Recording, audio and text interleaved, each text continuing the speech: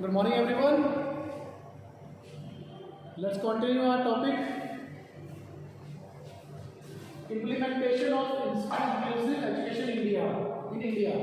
Till today, we have discussed about inclusive education, need of inclusive education, and concept of inclusive education. Last time we have discussed about the need of inclusive education, such as maintain self-esteem, self-confidence, physical fitness, greater sensitivity. तो आज हम बात करेंगे implementation of inclusive education in India. ये एक system जो design हो गया कि दोनों तरह के students, both physical differently abled and normal student will learn together under one roof by the same teacher, by the same syllabus, each and everything. But अब चेक करने की रिक्वायरमेंट है कि ये इंडिया में 100% अप्लाई हो पा नहीं रहा है, कहीं कोई ड्रॉबैक तो नहीं रह रहा। एक डिज़ाइन बनने से रूम में बैठ के मीटिंग हो गई, डिज़ाइन हो गया, लेकिन प्रैक्टिकली वो अप्लाई हो रहा है या नहीं हो रहा, इस चीज़ की रिक्वायरमेंट है सबसे पहले चेक करने की। तो इसको इम्प्लीमेंट करने के लिए सबसे पहला क्या है, राइट टू एजुकेशन। आपने पता हुआ एक रूल है, एक लॉ है, राइट टू एजुकेशन। उसके अंडर इसको, उस लॉ को पूरे इंडिया में स्टेट वाइज, डिस्ट्रिक्ट वाइज जो हम जहाँ भी एजुकेशन एग्जिस्ट करती है, इस तरह की जहाँ रिक्वायरमेंट है, वहाँ पर राइट टू एजुकेशन का एक्ट 100% अप्लाई हो, वो उसको फॉलो किया जाए। सबसे पहले चेक ये करना है हमने। उसके बाद क्या है कि जिन टीचर्स ने, देखो हर स्कूल में तो डिफरेंटली एबल्ड स्टूडेंट्स नहीं होंगे ना, तो जहाँ पे भी डिफरेंटली एबल्ड स्टूडेंट्स और नॉर्मल स्टूडेंट इकट्ठे हो रहे हैं, सब पढ़ रहे हैं, तो स्पेशली उन स्कूल्स के टीचर्स को, और अगर थोड़ा डीप में बात की जाए कि जो रिमोट एरियाज में टीचर है, उन लोगों को ट्रेनिंग किया जाए, उनकी ट्रेनिंग अच्छे से तरीके हो, अच्छे मेथड से हो, so that they can quick with the latest information regarding how to teach, how to tackle, how to strategy, how to make the lesson plan effective for the inclusive education, for the fulfilment of inclusive education. Right, तो first और second is requirement training of a teacher. Next is regular analyse.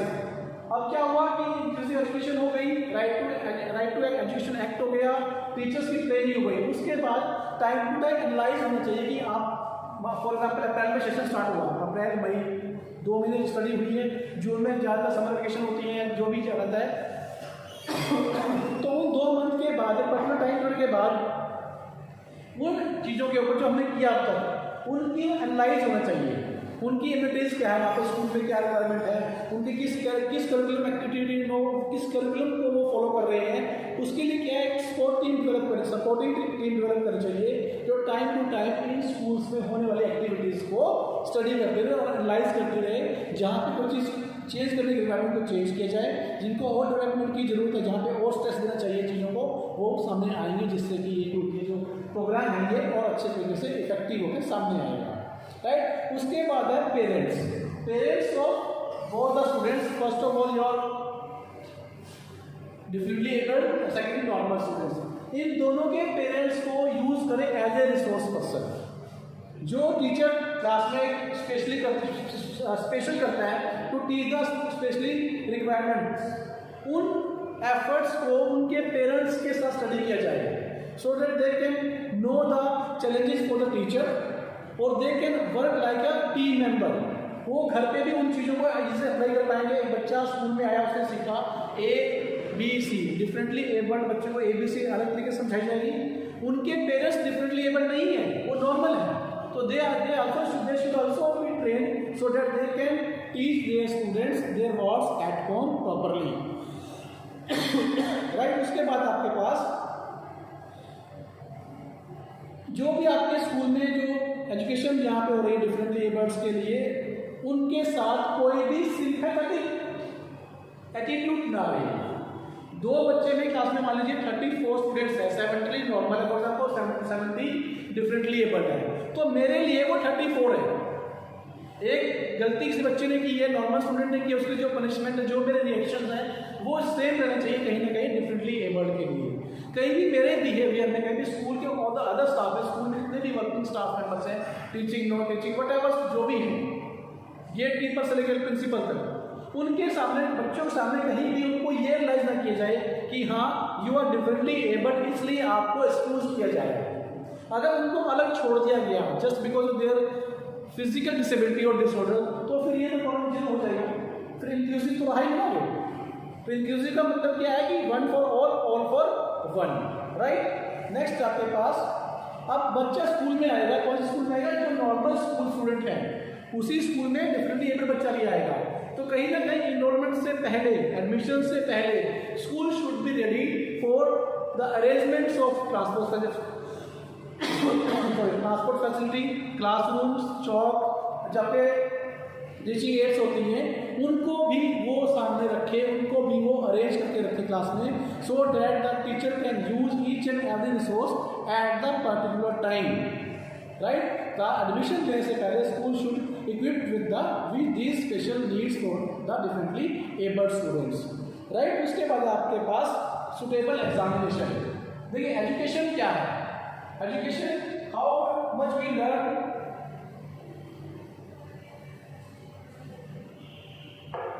how much we learn and how much we can express in the exams, right।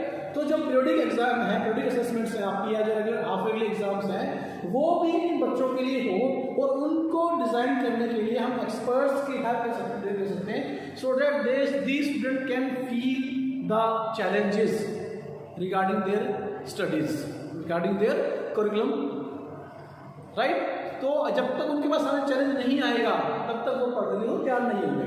अगर आपको बोल दिया जाए कि exam नहीं होंगे, तो देखिए जब एक नॉर्मल से फिनोमिना है ह्यूमन बीइंग का, हम नहीं पढ़ेंगे। हमें कोई कह दे कि बिना पढ़े आप प्रमोट हो जाओगे, तो हम नहीं पढ़ेंगे। तो एग्जाम शुड बी देयर, और एग्जाम का जो फॉर्मेट है वो भी एक अच्छा स्टैंडर्ड होना चाहिए उसमें, जो बच्चे ने पढ़ा है, जितना बच्चा वो कर सकता है उससे अच्छा स्टैंडर्ड होना चाहिए, so that they can ready to learn in next duration of learning, right.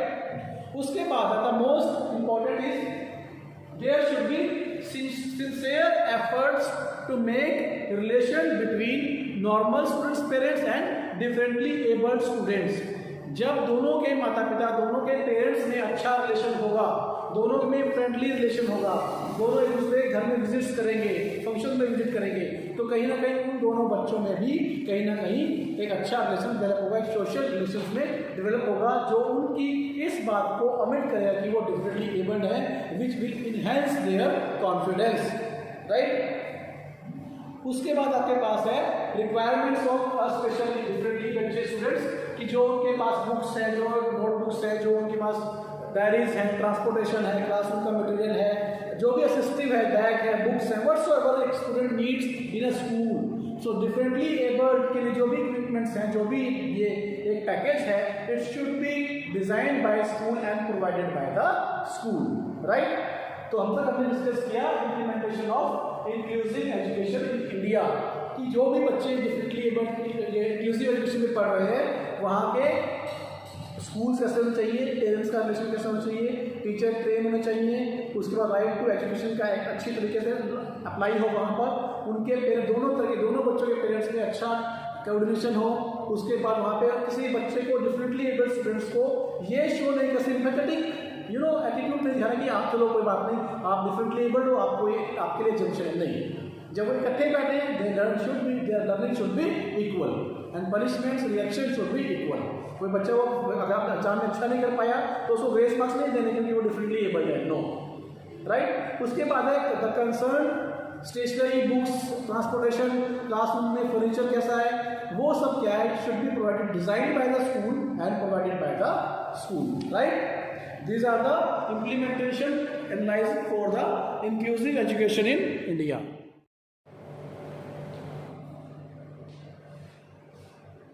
So next topic is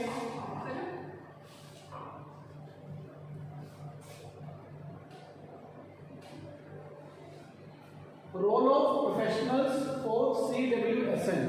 CWSN meaning क्या है, children with special needs, right. अब हम बात करेंगे उन प्रोफेशनल्स की जो कि जिनका क्या रोल है और कैसे वो हेल्प करते हैं CWSN यानी कि चिल्ड्रन विद स्पेशल नीड्स।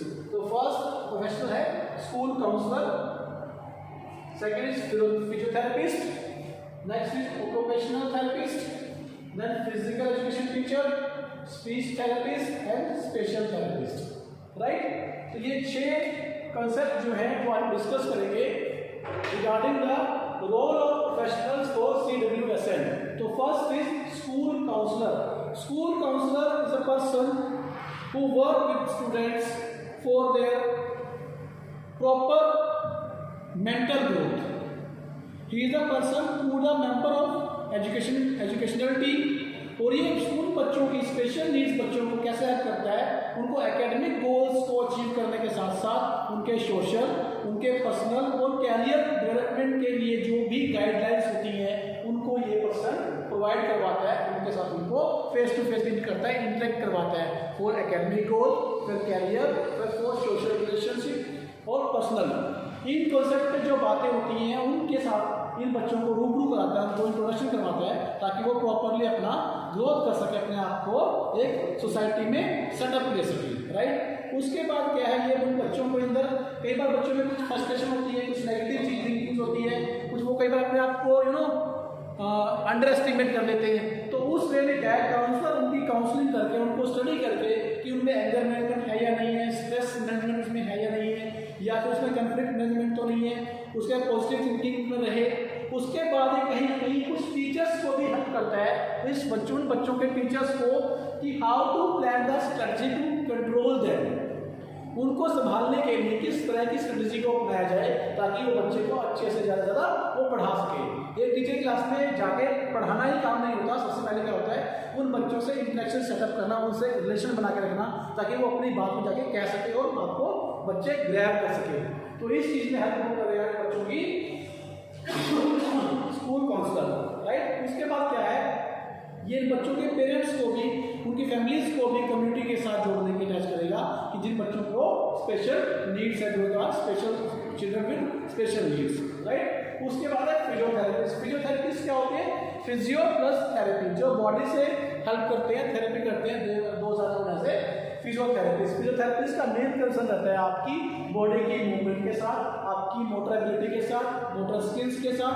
तो इन बच्चों की मोटर एबिलिटी को मेंटेन रखना, इन बच्चों की मोटर स्किल्स को डेवलप करना, उन फिजियोथेरेपिस्ट का मेन काम रहता है, राइट। उसके बाद बच्चे ये फोकस करता है उन बच्चों के ऊपर जो बच्चे कहीं ना कहीं मूवमेंट से लेकर डिसेबिलिटी को या डिसऑर्डर को फेस कर रहे हैं, यंग बच्चे।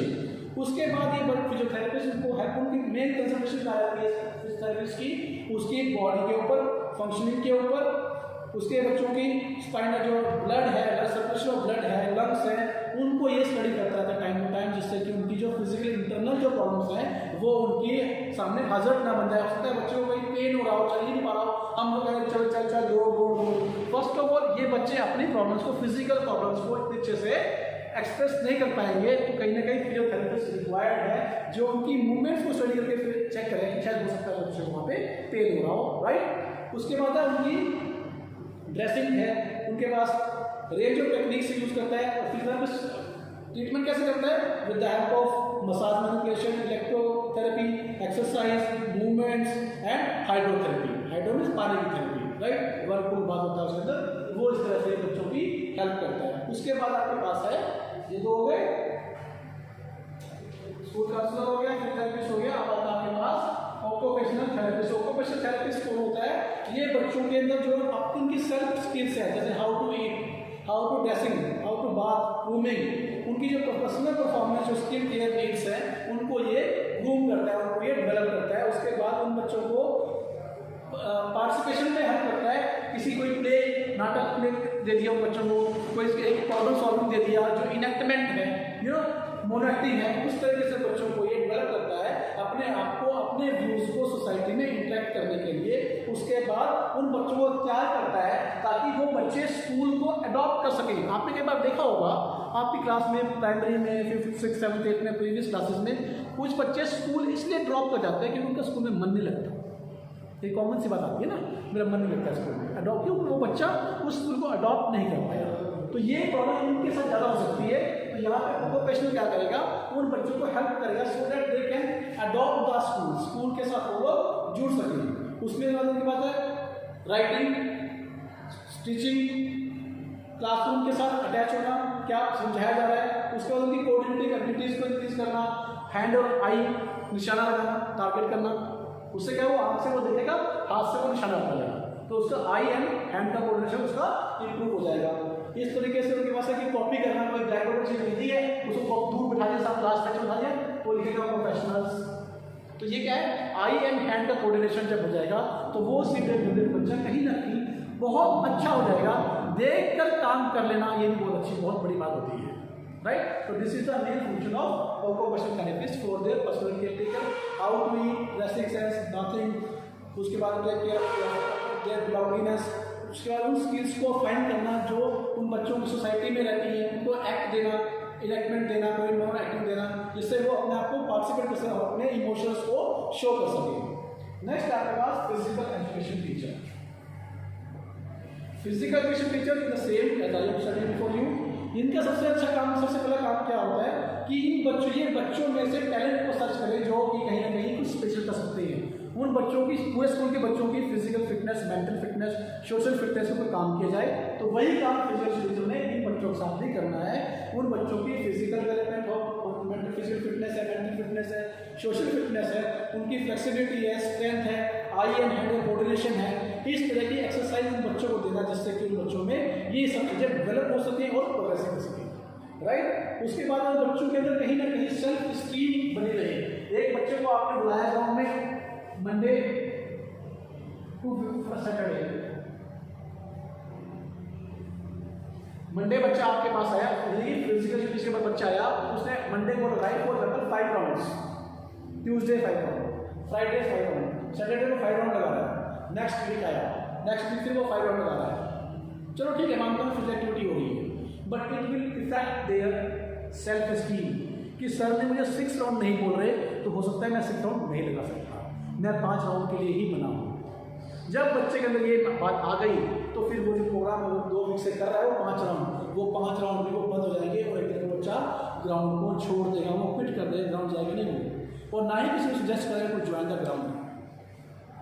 तो it's first of topmost duty of physics teacher to maintain the self esteem of this kind of students, right। उनके बाद उसको उनको मैनेज करना, उनका स्ट्रेटजी मैनेज करना, एंगर को मैनेज करना, हार गए हैं, जीत गए हैं, खुशी को, इमोशंस कंट्रोल एक्टिविटीज जो है वो ये टीचर उनको प्रोवाइड कर पाएगा, राइट। नेक्स्ट आपका स्पीच थेरेपिस्ट। स्पीच थेरेपिस्ट आप समझते हैं, मुझे ज़्यादा जरूरत नहीं है।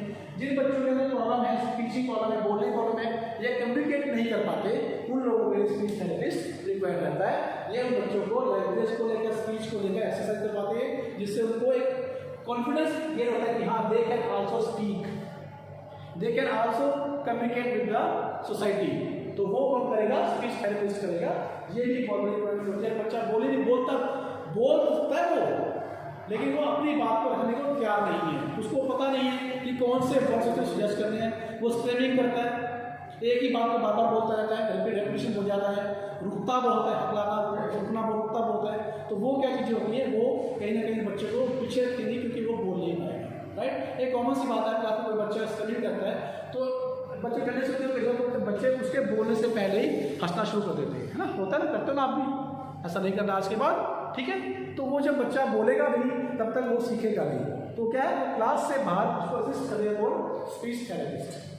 स्पीच थेरेपिस्ट उसको थेरेपी देगा जिससे कि वो अपनी स्पीच प्रॉब्लम्स को ओवरकम करेगा और कॉन्फिडेंस को गेन करेगा।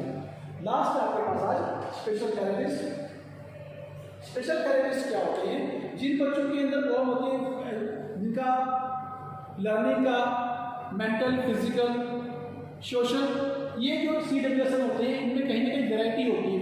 ये नहीं कि एक तरह के बच्चे में 10 बच्चे हमारे पास है, 10 में सेम लेवल की प्रॉब्लम है, नहीं, सेम लेवल की प्रॉब्लम नहीं, उसमें किसी में कुछ ज़्यादा होगा, किसी में कुछ कम होगा।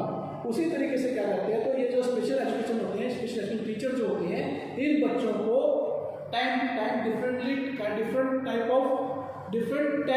टाइप ऑफ एक्टिविटीज देते हैं जिससे कि वो बच्चा लर्न कर सके और अपने आप को इम्प्रूवाइज कर सके और इम्प्रूव कर सके स्किल को अपना। हर बार जो प्रॉब्लम दी जाएगी उसकी प्रॉब्लम की रेंज कुछ ना कुछ अलग होगी, राइट। सो आज के लिए ये था role of professionals for CWSM, right. आज ये टॉपिक पूरा हो गया। नेक्स्ट टॉपिक स्टार्ट करेंगे, I think that is your yoga.